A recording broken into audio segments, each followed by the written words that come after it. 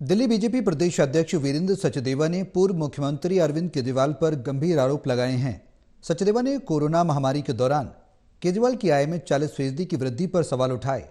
उन्होंने कहा कि महामारी के समय जब लोग जीवन बचाने की जद्दोजहद कर रहे थे, तब केजरीवाल ने इसे अपने लिए अवसर के रूप में इस्तेमाल किया।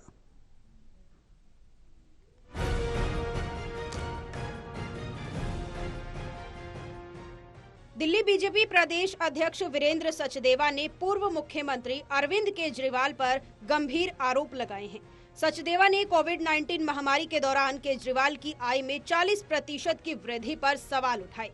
उन्होंने कहा कि महामारी के समय जब लोग जीवन बचाने की जद्दोजहद कर रहे थे, तब केजरीवाल ने इसे अपने लिए अवसर के रूप में इस्तेमाल किया। वीरेंद्र सचदेवा ने प्रेस कॉन्फ्रेंस में कहा कि अरविंद केजरीवाल हर मुद्दे पर बयान देते हैं, लेकिन उनकी आय में हुई 40% की वृद्धि पर चुप्पी साधे हुए हैं।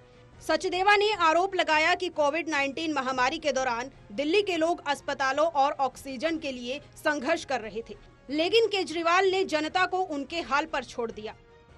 कोविड के समय में आपकी इनकम 40 गुना बढ़ी। हर मुद्दे पर बखान करने वाले केजरीवाल इस मुद्दे पर नहीं बोलते हैं। हमने वो 1.5 करोड़ की बात भी की, मनीष सिसोदिया की, तो उस पर भी जवाब नहीं आया। लेकिन ये काल जो है कोविड का काल, अरविंद केजरीवाल के लिए मुझे लगता है ये अवसर का काल था।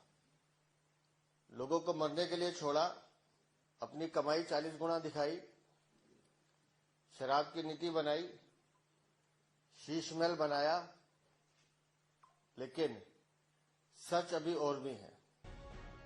बीजेपी नेता ने ये भी कहा कि केजरीवाल ने महामारी के दौरान अपना शीश महल बनवाया और विवादित शराब नीति लागू की।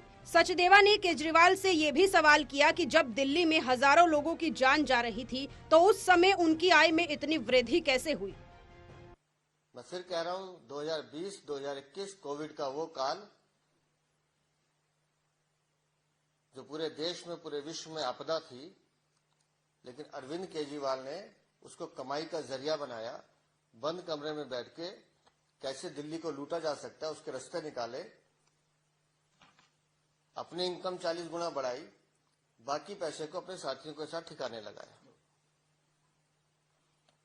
दस्तावेज रजिस्टर्ड है, जवाब केजरीवाल को देना है। दिल्ली को कितना लूटोगे महाराज। और इसलिए मैं बार बार कहता हूं कि मुगलों ने दिल्ली को इतना नहीं लूटा जितना अरविंद केजरीवाल ने दिल्ली को लूटा है।